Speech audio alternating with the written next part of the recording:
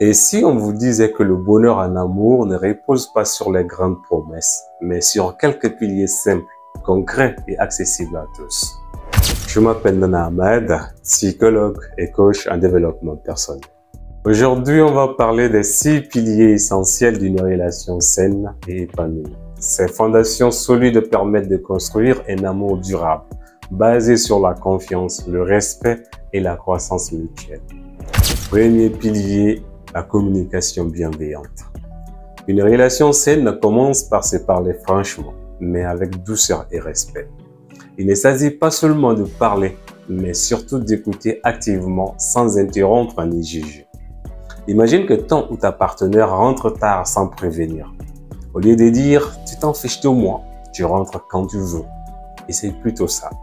Quand tu rentres tard sans me prévenir, je me sens inquiet. J'aimerais qu'on se tienne informé pour éviter les malentendus.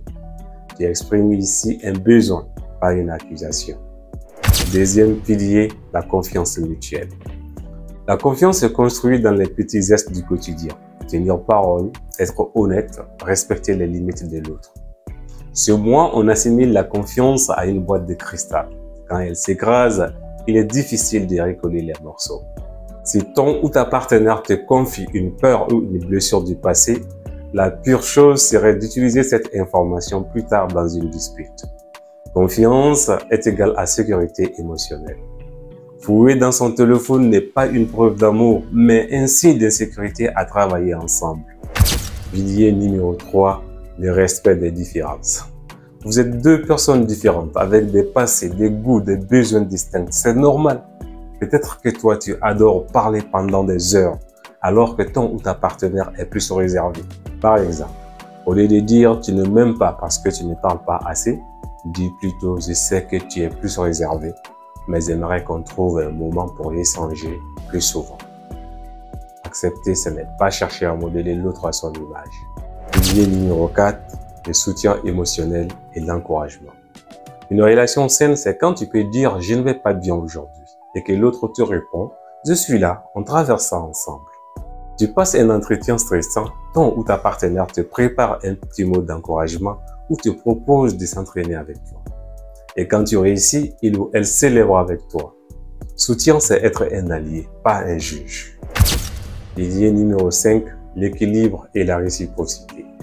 Une relation, ce n'est pas 50-50 chaque jour, mais un équilibre dans la durée. Il y a des moments où l'un donne plus et vice-versa. L'important, c'est que personne ne se sente utilisé ou ignoré.